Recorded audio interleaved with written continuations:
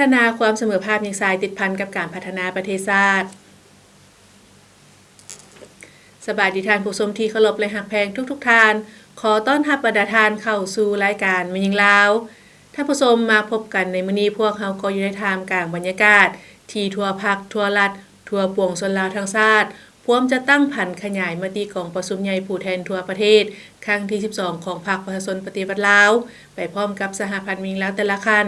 ที่พร้อมจะตั้งผันขยายมติของประชุมใหญ่ผู้แทนหญิงลาวทั่วประเทศครั้งที่9ด้วยการหันเป็นแผนงานโครงการละเอียดเพื่อให้แทเหมาะสอดคล้องกับแต่ละขงเขตติดพันกับการจัดตั้งปฏิบัติวาระแห่งชาติที่อยู่ในขงเขตความรับผิดชอบของสหพันธ์หญิงลาวให้สำเร็จผลตามคาดหมายที่วางไว้ท่านผู้ชมลำดับต่อไปจะนำเสนอท่านรับชมข่าวการเคลื่อนไหวที่พ้นเด่นของสหพันธ์หญิงลาวเป็นต้นผลสำเร็จของประชุมใหญ่สมาชิกสหพันธ์หญิงคณะจะตั้งศูนย์กลางภาคครั้งที่12ฐานรองประธานคณะบริหารงานศูนย์กลางสหพันธ์หญิงลาวสมาชิกสภาแห่งชาติประจำเขตเลือกตั้งที่6ลงโฆษณาเผยแพร่ผลสำเร็จของประชุมครั้งปฐมฤกษ์สภาแห่งชาติสุดที่10อยู่ที่แขวงหลวงพระบางและข่าวจากสหพันธ์แม่หญิงแขวงคำม่วนจัดกองประชุมปรึกษาหารือถอดถอนบทเรียนในการลงมอบเครื่องช่วยเหลือให้แก่ครอบครัวผู้ทุกข์ยากเชิญรับชมได้ตามลำดับกองประชุมใหญ่สมาชิกสหพันธ์แม่หญิงคณะจะตั้งศูนย์กลางภาคครั้งที่12จัดขึ้นในตอนเช้าวันที่24มิถุนายน2026ที่ห้องประชุมใหญ่คณะจะตั้งศูนย์กลางภาคภายใต้การเป็นประธานของสหายนางปาริดาอินทวงศ์ประธานสหพันธ์แม่หญิงคณะจะตั้งศูนย์กลางภาคให้เกียรติเข้าร่วมโดยสหายนางอาลีวงศ์นอบุญธรรมกรรมการศูนย์กลางภาคประธานคณะบริหารงานศูนย์กลางสหพันธ์หญิงลาวมีสหายวิเลวันบุตรดาคำรองเลขาคณะภาคคณะจะตั้งศูนย์กลางภาคผู้ชี้นำเวียกงานองค์การจะตั้งมหาชนต่างแนวองค์การจะตั้งมหาชนคณะภาคแขกถึกเชิญพร้อมด้วยผู้แทนสมบูรณ์เข้าร่วมรวมทั้งหมด143สหายในวาระของประชุมสหายนางทิพย์ภาวันอินคำแสงรองประธานสหพันธ์แม่หญิงคณะจะตั้งศูนย์กลางภาคได้ผ่านทางบนรายงานการเมืองทั้ง2ภาคที่ยกให้เห็นผลงานพ้นเด่นที่สามารถปฏิบัติได้ในระยะผ่านมาและจุดอ่อนข้อคงข้างที่จะต้องได้ปรับปรุงแก้ไขในต่อหน้าหลังจากนั้นสหายนางเวียงสมัยวรรณภูมิกรรมการสหพันธ์แม่หญิงคณะจะตั้งศูนย์กลางภาคได้ผ่านทางบทสรุปการจะตั้งปฏิบัติแผนพัฒนาของคณะบริหารงานสหพันธ์แม่หญิงคณะจะตั้งศูนย์กลางภาคสมัยที่11และทิศทางแผนการในต่อหน้าและสหายนางปาริดาอินทวงศ์ประธานสหพันธ์แม่หญิงคณะจะตั้งศูนย์กลางภาคได้ผ่านทางบทสำรวจการนำพาของคณะสหพันธ์แม่หญิงคณะจะตั้งศูนย์กลางภาคสมัยที่11พร้อมทั้ง9ล้านนาทีจากนั้นสหายนางสั่นสัญญแสงหัวหน้ากรมจะตั้งศูนย์กลางสหพันธ์แม่หญิงลาวได้ผ่านมาตรฐานเงื่อนไขของผู้สมัครรับเลือกตั้งและผ่านข้อตกลงว่าด้วยการทำห้องเอาบุคลากรลงสมัครรับเลือกตั้งเป็นคณะบริหารงานสหพันธ์แม่หญิงคณะจะตั้งศูนย์กลางภาคสมัยที่12และกองประชุมได้ดำเนินการปอนบัตรคัดเลือกเอาคณะบริหารงานสหพันธ์แม่หญิงคณะจะตั้งศูนย์กลางภาคสุดใหม่จำนวน9สหายและกองประชุมครั้งปฐมฤกษ์ได้เอกสารการเลือกเอาสหายนางปาริดาอินทวงศ์เป็นประธานสหพันธ์แม่หญิงคณะจะตั้งศูนย์กลางภาคสมัยที่12สหายนางทิพย์ภาวันอินคำแสงและสหายนางคำสวรรค์พรหมวงศ์เป็นรองประธานและเลือกเอาสหายนางทิพย์ภาวันอินคำแสงเป็นประธานกฎกาสหายนางมณีวันถนอมศิลป์เป็นรองประธานกฎกาและสหายนางสุทธาพรสุทธิวงศ์เป็นกรรมการโอกาสที่มีความหมายสำคัญนี้สหายนางอาลีวงศ์นอบุญธรรมกรรมการศูนย์กลางภาคประธานคณะบริหารงานศูนย์กลางสหพันธ์หญิงลาวได้โอลงต่อกองประชุมซึ่งสหายได้เน้นให้คณะบริหารงานสหพันธ์แม่หญิงคณะจะตั้งศูนย์กลางภาคสุดใหม่เอาใจใส่เผยแพร่ผลสำเร็จกองประชุมใหญ่ในครั้งนี้ให้ไวและกว้างขวาง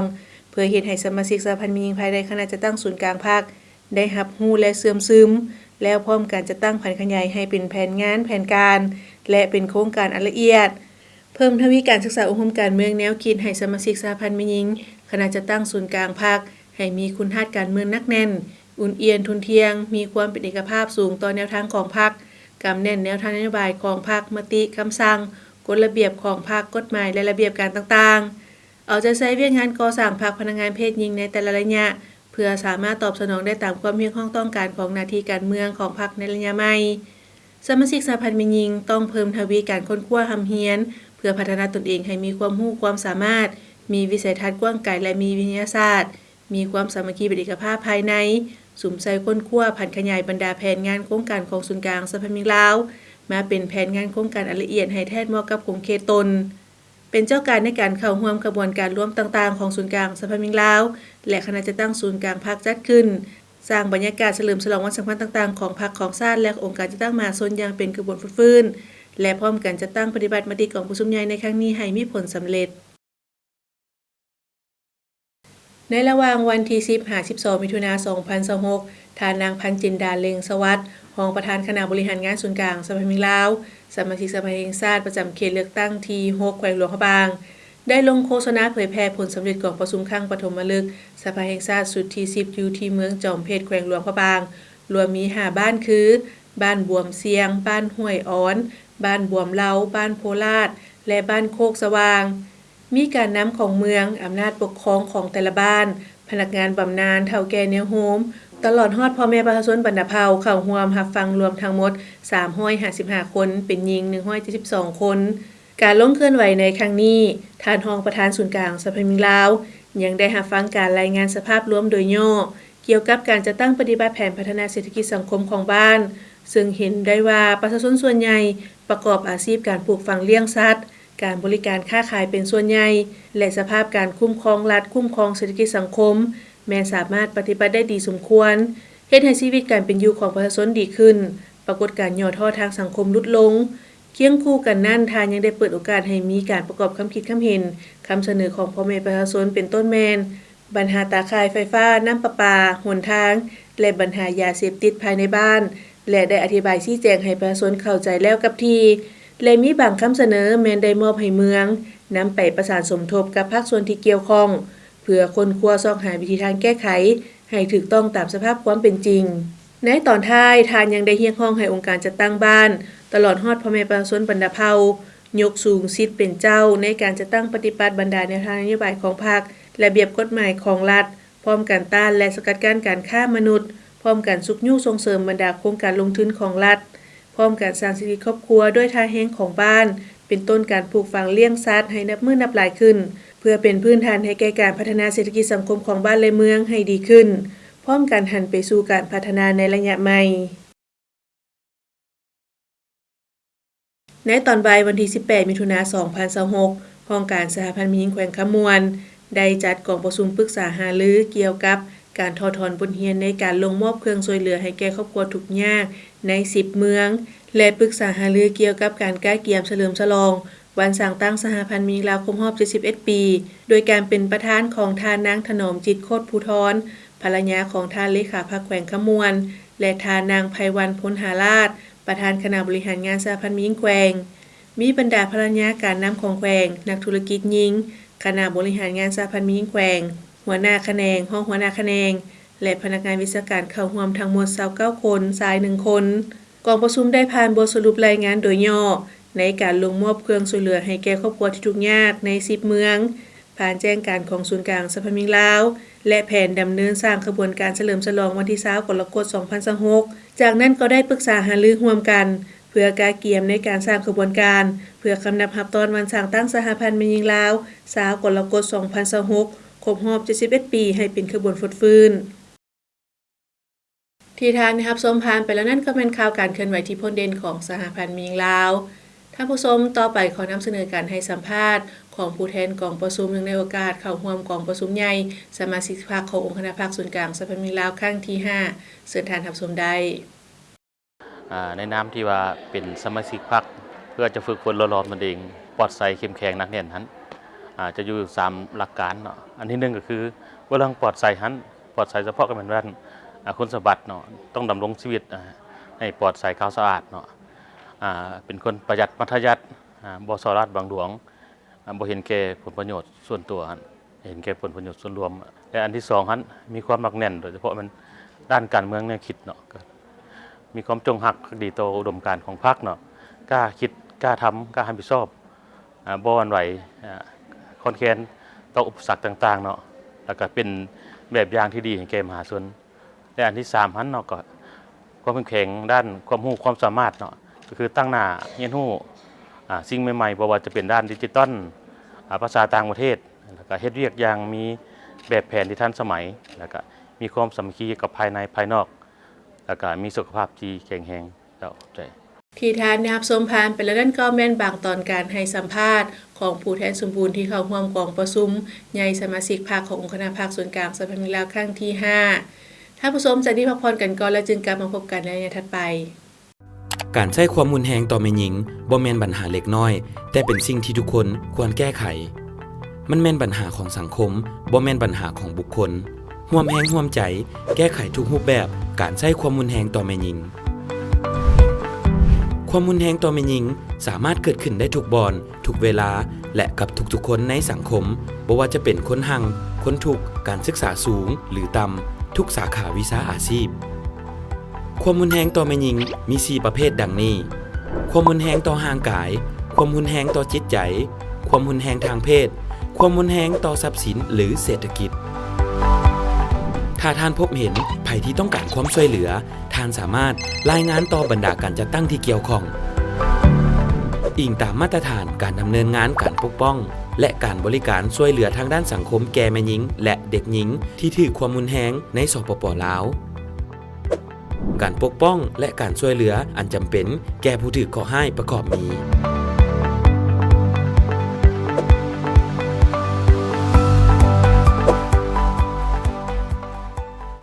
ท่านสามารถโทรหาเบอร์โทรให้คำปรึกษาของสหพันธ์แม่หญิงลาว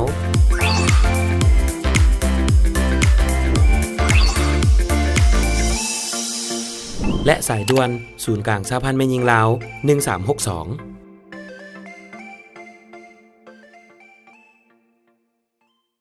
กลับเข้าสู่รายการแม่หญิงลาวท่านผู้ชมสำหรับรายงานทางรายการจะพาทานไปรับชมบางบทเรียนในการสร้างเศรษฐกิจครอบครัวแต่ว่าจะเป็นการเพลงหยังจะอยู่ไสนานเชิญท่านรับชมได้จากทางทีมงานการประกอบส่วนเข้าในแผนพัฒนาเศรษฐกิจสังคมของชาติเป็นหน้าที่ของทุกคนที่จะต้องได้เอาใจใส่จัดตั้งปฏิบัติร่วมกันเพื่อเป็นการสุขยุเศรษฐกิจให้เข้มแข็งขึ้นโดยเริ่มจากการสร้างเศรษฐกิจครอบครัวให้เข้มแข็งมั่นคงก้าวไปสู่การหลุดพ้นจากความทุกข์ยาก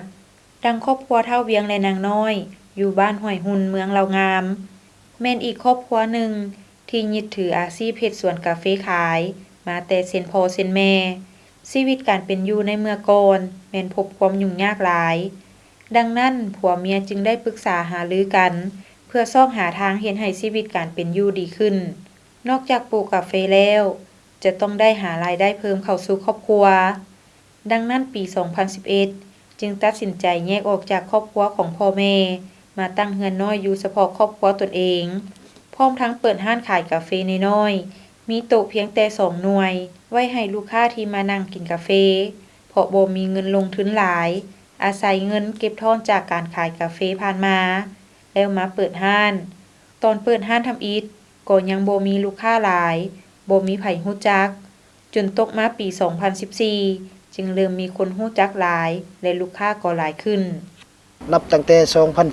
2014 ก็เริ่มมีแขกขึ้นเรื่อยๆจนฮอดปัจจุบัน1ฮอดโควิดมันก็มีปัญหาผลกระทบหลายหุ้นแห้งเติบพุ่นแหละ3ปีพุ่นแหละจนว่าข้าวสิกินนี่ยังก็บ่มีและคือเฮ็ดนำกันแหละแต่ว่ามาฮอด2ปีกายปีนี้มันก็เริ่มมีคือเก่าแขกเริ่มขึ้นมาคือเก่ากันสิเทียบใช้แต่เก่ากับปัจจุบันมันก็ดีหลายเติบพุ่นแหละกันเทียบใช้ชีวิตของข้าพเจ้าของครอบครัวของข้าพเจ้าครับก็ปีนึงก็ประมาณ100นั่นแหละประมาณนี้แหละ100และเหลือรายจ่ายก็เหลือประมาณ60ล้านนั่นแหละเนาะแต่ว่าเทียบใช้ครอบครัวของข้าพเจ้าเฉพาะของข้าพเจ้าเนี่ยแต่เก่ากับปัจจุบันก็ดีแหละแต่ว่าภูมิใจและได้เฮ็ดมาฮอดนี้และเฮ็ดจะได้ให้มันยืนยงและเฮาต้องปรับปรุงฟื้นฟูตัวใดที่ว่าขาดตกบกพร่องหรือตัวใดที่ว่าขาดความเชื่อมั่นของแขกติดใจแนวใดเฮาก็ต้องปรับปรุง1โฮมสเตย์อัน2มาคุณภาพของกาแฟเพราะว่าร้านนี้ก็เป็นแบบว่าบ่แม่นร้านแท้ก็เป็นของหมู่ร้านว่าซั่นซะเป็นร้านหมู่ร้านของแขกต่างประเทศและส่วนหลายดึงดูดสนใจโดยที่ว่าเฮ็ดแบบธรรมชาตินะของตองกาแฟก็เป็นของทันสมัยแบบหมู่ร้านของต่างประเทศเขามักจังซี่เนาะแต่ว่าเฮ็ดจะได้ให้มันดีขึ้นเรื่อยๆเราต้องขอดบริการของแขกแน่นนักความสะอาดแน่นนักขอดบริการปากเว้าล่มน้ำแขกเฮ็ดให้ได้แขกติดใจแขกอยากฮู้ส่วนหลายอยากฮู้มาพี่อยากฮู้ ชีวิตการเป็นอยู่ของชาวบ้านแนวใดมันเป็นชนเผ่าหยังแต่ดั้งเดิมอยู่ไสเฮาก็เล่าความเป็นมาของประวัติของบ้านเล่าความเป็นมาของประวัติ มาฮอดปัจจุบันก็มีลูกค้าฮู้จักหลาย และแวะมาตลอดเพราะนอกจากขายกาแฟแล้วยังมีเฮือนพักไว้ให้แขกมาพักผ่อนตึบอีก แขกที่เข้ามาพักส่วนหลายก็แม่นคนต่างประเทศ ที่มักในรสชาติของกาแฟแบบบูฮานและที่พักแบบอยู่กับธรรมชาติสำหรับทิศทางในต่อหน้า เพื่อให้ลูกค้าที่เข้ามาห้านแล้วติดใจ เข้ามาห้านแล้วต้องอยากกลับเข้ามาอีก แม้นทางห้านจะได้ปรับปรุงไปตลอด ตามคำเห็นที่ลูกค้าส่งข่าว โดยเฉพาะแม่นคุณภาพของกาแฟแม่นเฮาจะรักษากาแฟแบบบูฮานซึ่งเป็นสิ่งที่แขกต่างประเทศมักหลาย เพราะฉะนั้นจึงว่าครอบครัวน่ะก็ต้องเน้นใส่เน้นหนักกอดบริการไปใส่บ่ได้หั่นน่ะคันไ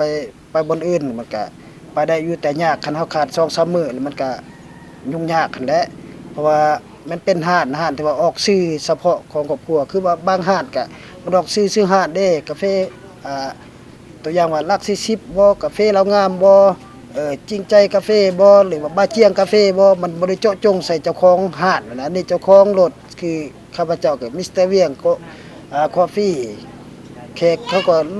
เบิ่งใน Google นี่ยังก็ออกมาปั๊บโหลดหั่นนะเขาก็เลยว่าต้องมาตรงจุดนี้ต้องเห็นเจ้าภาพต้องเห็นเจ้าของแบ่งเรื่อง เฮาก็แบบแบ่งแบบก็ทุกต่างคนต่างฮู้จักหน้าที่ของไผของมันก็บ่แม่นว่าคันนะเจ้าเฮ็ดเวียกนี้ข้อยเฮ็ดเวียกนี้คือลูกสาวก็เข้าเรือนครัวคือแม่ก็ออกนอกอนามัยอยู่นอกแล้วก็รับแขกอยู่นอกทางผู้หนึงก็ไปตลาดบ่ซื้อเครื่องทางพ่อก็ขัวกาแฟเพราะว่าเฮาตื่นมาตอนเช้าเฮาก็ฮู้จักแล้วว่าหน้าที่ของไผของมันบ่ได้แม่นว่าแม่เป็นผู้แบ่งและสู่คนสู่ฮู้ว่าเวียกไผเวียกมัน แขกมาหาบริการแขกแนวใดลูกก็ฮู้ว่าแขกมาเฮ็ดจังไดเอาหยังเฮ็ดหยังแขกเมื่อว่าจังไดเขาก็เว้าเองเขาก็บ่ได้คุมให้เขาเว้าบ่ได้อีกต่างคนต่างจากหน้าที่ไผมัน แล้วก็บ่ได้เว้าว่าเวียกข่อยเวียกเจ้าไผทันก็ซอยกันถ้าอิดเพิ่นก็อยากถอยหั่นแหละแต่คิดเบิ่งเขาก็ยังอยู่ได้เฮาซำนี้สิอยู่บ่ได้เฮาก็ต้องสู้ต่อเฮ็ดต่อ ทวิตก็ว่าบ่อยากเฮ็ดหยังอยากอยู่ซื่อๆแล้วเฮ็ดหยังก็บ่ได้ไปไสก็บ่ได้มาไสก็บ่ได้ก็สู้ไปนำกันครอบครัวก็สู้ตำศีลตำแพ้เฮ็ดคนหมดบ้านบ่มีไผตำแต่ขอบอกลูกสาวว่าบ่แม่นว่าตอนนี้บ่ได้ขายเฮาตำไว้ขายปีหน้าปีฮื้อก็ได้เพราะว่าเขาก็ตำบ่ก็อยู่ซื่อๆบ่ได้เฮ็ดหยังเฮาก็ต้องตำ ก็ว่าบ่ได้ขายเท่านี้โอกาสหน้าเฮาก็จะมีขายจะได้ขายนะบอกเลยตำ ผลสำเร็จดังกล่าวแสดงให้เห็นถึงความดุมั่นขยันเพียรของประชาชนภายในเมืองบวกกับความเอาใจใส่จากองค์การปกครองทุกขั้นโดยเฉพาะแม่นสะพานแม่ยิงเมืองแม่นได้ลงใกล้ชิดติดแทศสุขยุส่งเสริมและอำนวยความสะดวกให้ประชาชนภายในเมืองสร้างเศรษฐกิจครอบครัวจนกลายเป็นครอบครัวแบบอย่างในการสร้างเศรษฐกิจเฮ็ดให้ครอบครัวหลุดพ้นออกจากความทุกข์ยากตามแนวทางของพรรครัฐวางออก เจ้าอยู่ในได้หยาผ่านมาค่ะพระเจ้าได้ลงสุกยู่ปลุกระดมเอื้อยน้องแม่ยิ่งได้ประกอบส่วนต่อภารกิจปกปักรักษาได้สร้างสาพัฒนาประเทศชาติเว้ารู้ว่าเว้าเฉพาะเม่นการพัฒนาเศรษฐกิจสังคมของเมืองหนองงามแล้วก็ปฏิบัติตามแผน6แผนงาน18โครงการของสหพันธ์แม่ยิ่งเมืองได้เอาใจใส่ปลุกระดมสุกยู่สมาชิกสหพันธ์แม่ยิ่งบรรดาเผ่าให้ในระยะนี้ก็เป็นระยะที่ว่ามีความยุ่งยากทางด้านเศรษฐกิจถือว่ารัฐบาลของเฮาก็เร่งใส่การแก้ไขความยุ่งยากทางด้านเศรษฐกิจฉะนั้นข้าพเจ้าในนามสหพันธ์แม่ยิ่งเมืองก็ได้เอาใจใส่กระตุกสุกยู่เพื่อให้สหพันธ์แม่ยิ่งพวกเฮาได้มีการผลิตเป็นสินค้าให้หลายเพื่อทดแทนการนำเข้าเนาะบ่อยากให้ซื้อจากต่างแขวงต่างเมืองถือว่าอยากให้ปลูกเองเลี้ยงเองให้กลุ่มกิน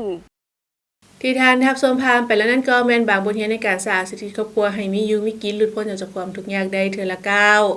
ท่านผู้ชมจากนี้พักผ่อนกันอีกครั้งหนึงแล้วจึงกลับมาพบกันในเรื่องสุดท้ายของทางรายการ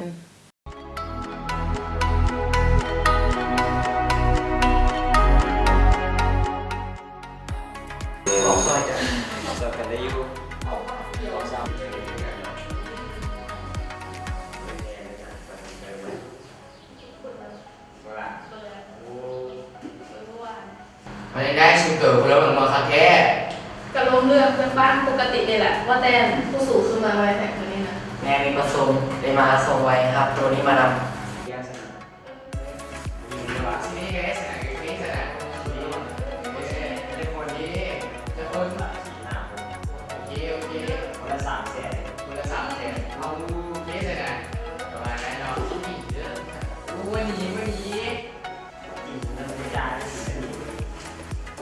อ้าววันไหนสร้างน้ำวันไหนดับตับเป็นแห้ง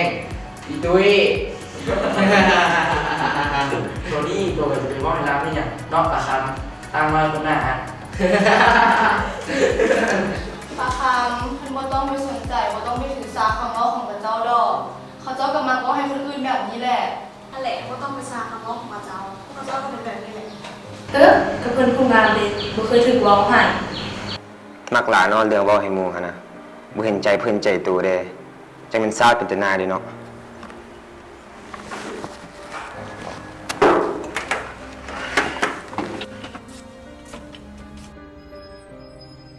เอาแทนคุณคืออย่างออกมานอกซะจนในเขาเฮียอะไรนี่ ขอหายใจจักบาทก่อนอยู่ในห้องอึดอัดโพด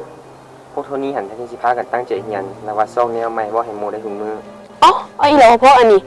จะแม่นมักว่าให้คนอื่นเนาะบ่เคยคิดแน่ว่าคนอื่นเขาจะรู้สึกจังได๋เบื่อดิปานใดสิคิดได้เนาะคนแบบนี้เขาก็ว่าเป็นเรื่องตลกหั่นแหละเฮ้ยเอ้ยการแห่งติกละว่าถือเขาเยอะเย้ยถ้าแขกตลอดกันนะเบื่อไปเข้าห้องไปไปแทนคุณ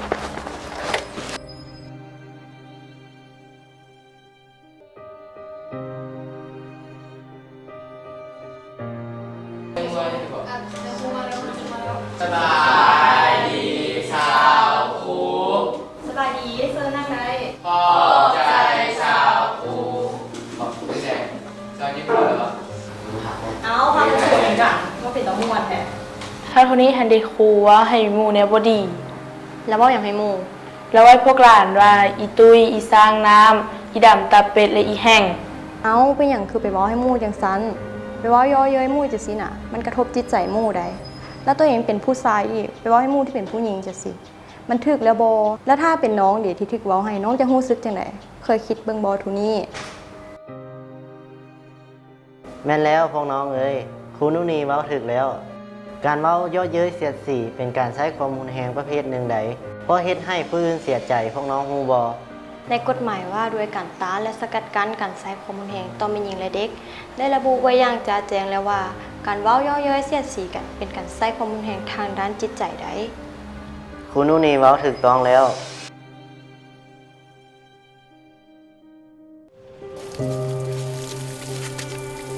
บุญรักษาหลานเอาปุ้นมาใส่นี่ไว้เอาปลาค้างกลับมาแล้วลูกเอาปุ้นมาใส่นี่ โดยกลับมาแล้วแม่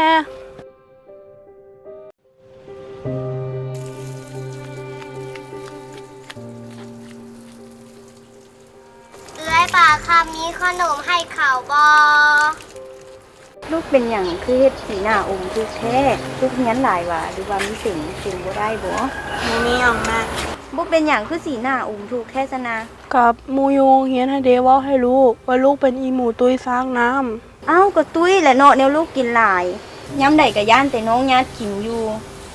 เบิ่งน้องแม่บ่เห็นสิตุ้ยคือลูก แม่เอ้ยแทนที่จะให้กำลังใจลูกยังมาซ้ำเติมลูกอีกว่าลูกผิดหวังในตัวแม่น่ะ และป่าคำท่านพ่อแม่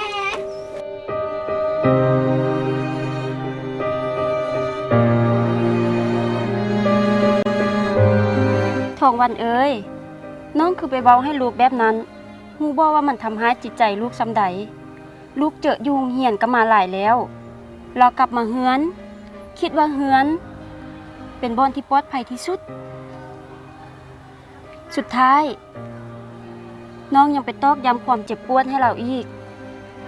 น้องลองคิดเบิ่งลองเอาใจลูกมาใส่ใจเฮามันสิทรมานซำใดถ้าฮักคำนั้นมันได้ออกจากปากคนที่เป็นแม่น้องลองคิดเบิ่งเด้อ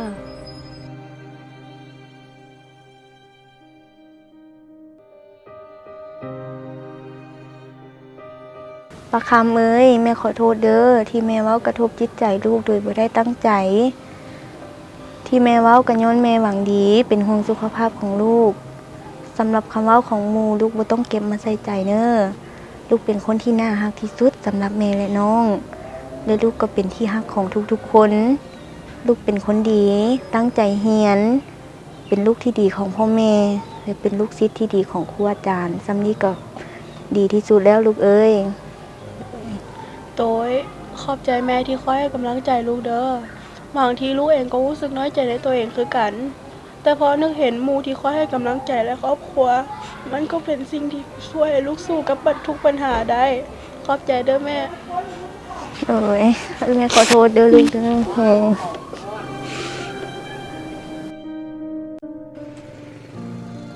สบายดีน้องๆทุกคน สบายดีสาวกู ก่อนสิเข้าบทเรียนมื้อนี้ครูอยากให้นักเรียน2คนขึ้นมาก้าวแหนหนึ่งกับหมู่ก่อนขึ้นมาเลย เจ๊กประคำตาขอโทษเด้อเมื่อวานนี้ขอว่ามันแห้งเกินไปมันแล้วขอโทษเด้อเพื่อนเราขอสุขภาพอีกแล้ว โอเป็นหยังดีแล้วที่พวกเพิ่นพูดสำนึกผิดขอเขาให้อภัย ในปัจจุบันสปป.ลาวมีความคืบหน้าหลายในการส่งเสริมความเสมอภาพและบางหญิงชายด้านการศึกษาโอกาสหญิงชายที่เท่าเทียมกันการสร้างขีดความสามารถให้แก่เด็กการบ่จำแนกกันการเคารพให้เกียรติซึ่งกันและกันการเปิดกว้างต่อกับการรับฟังคำคิดคำเห็นซึ่งกันและกันซึ่งสถาบันครอบครัวจะต้องได้สืบต่อเฮ็ดให้เด็กหญิงได้พัฒนาเท่าเทียมกับเด็กชายสถาบันการศึกษาแม่นบ่อนให้ความรู้เพื่อพัฒนาคนให้เติบโตไปตามเป้าหมายและสถาบันการศึกษายังให้ความสำคัญต่อกับผู้ที่ได้รับการศึกษาเพื่อสืบต่อพัฒนาตัวเองอย่างบ่หยุดยั้งฉะนั้นการให้โอกาสหญิงชายได้รับความเสมอภาพอย่างเท่าเทียมต่อหน้ารัฐธรรมนูญและกฎหมายเพื่อลดพรและปราศจากการจำแนกและการใช้ความรุนแรงโดยพื้นฐาน5หลักการร่วมคิดร่วมตัดสินใจร่วมจัดตั้งปฏิบัติร่วมรับผิดชอบและร่วมรับผลประโยชน์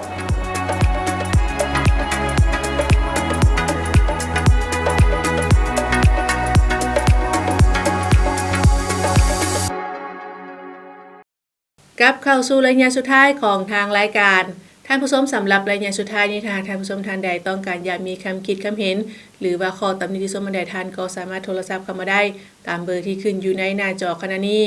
และพร้อมเดียวกันที่ท่านยังสามารถรับชมรายการเมียงลาวคือหลังได้ทาง YouTube หรือว่าจะเข้าไปที่เว็บไซต์ของพวกเราที่ www.lawwomenunion.org.la ท่านผู้ชมยาเสพติดเป็นอันตรายต่อสุขภาพและอนาคตของคนหุ่นหนุ่มหุ่นสืบทอดที่เป็นกำลังแห่งในการปกปักรักษาและสร้างสรรค์พัฒนาประเทศชาติดังนั้นพวกเราทุกคนจงร่วมแรงร่วมใจกันต้านและสกัดกั้นปัญหายาเสพติดให้หมดไปจากสังคมลาวท่านผู้ชมมาฮอดนี้เวลาหน้าที่ของทางรายการก็หมดลงเพียงเท่านี้ผู้ดำเนินรายการพร้อมโดยทีมงานรายการเมียงลาวและท่านผู้ชมไปก่อนพบกันใหม่ในมื้อหน้าสำหรับวันนี้ขอบใจสบายดี